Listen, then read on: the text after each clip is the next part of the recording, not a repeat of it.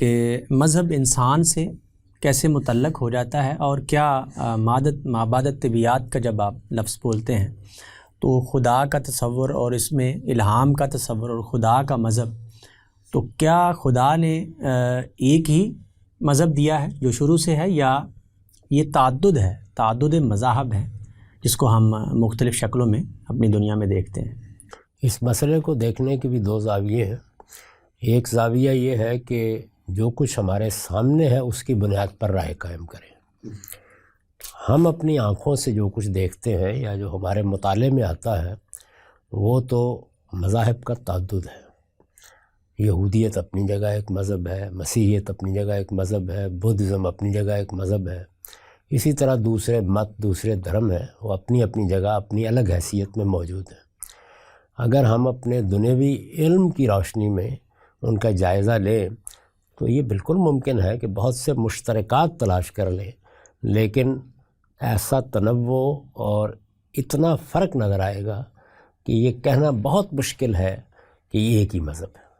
لیکن اگر اس خبر کی روشنی میں دیکھا جائے جو اللہ تعالیٰ نے قرآن مجید میں دی ہے تو وہ بہت واضح طریقے پر یہ کہتی ہے کہ اللہ تعالیٰ نے تو ایک ہی مذہب لوگوں کو دیا ہے، اور اس کے مذہب کا نام ہمیشہ سے اسلام ہی ہے۔ قرآن کو اس بات پر اصرار ہے کہ آدم علیہ السلام جب دنیا میں بھیجے گئے تو ان کو اللہ تعالیٰ نے جو ہدایت دی وہی اسلام تھا۔ تمام پیغمبر اسی کی تذکیر کرتے رہے ہیں، اسی کی تجدید کرتے رہے ہیں، اسی ہدایت کو لے کر آئے ہیں، اور آخری پیغمبر کو بھی یہ ارشاد فرمایا گیا تھا کہ فَبِهُدَاهُمْ اقتدوا، آپ بھی اسی ہدایت کی پیروی کریں۔ وہ ایک ہی دین ہے، وہی دین آدم و نوح کو دیا گیا تھا، وہی دین محمد الرسول اللہ صلی اللہ علیہ وسلم کو دیا گیا ہے۔ اس زاویے سے یہ دو نقطہ ہے نظر سامنے آ جاتے ہیں۔ تو ہم چونکہ قرآن مجید کو اللہ کی آخری کتاب سمجھتے ہیں، اس کے دلائل الگ ہیں کیوں سمجھتے ہیں، اس وجہ سے ہم یہی کہیں گے کہ اللہ تعالیٰ کی طرف سے تو ایک ہی مذہب آیا ہے، اور وہ مذہب اسلام ہے۔ اس کا نام بھی ہمیشہ سے اسلام ہی رہا ہے۔ لوگوں نے اگر بعض شخصیات یا بعض علاقوں کی نسبت سے کوئی نام رکھے ہیں تو وہ ان کے رکھے ہوئے نام ہیں۔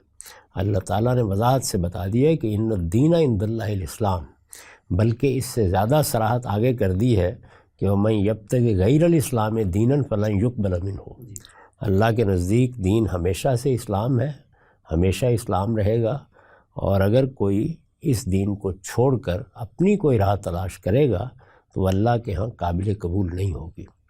اس صراحت کے ساتھ یہ بات بیان کر دی گئی ہے۔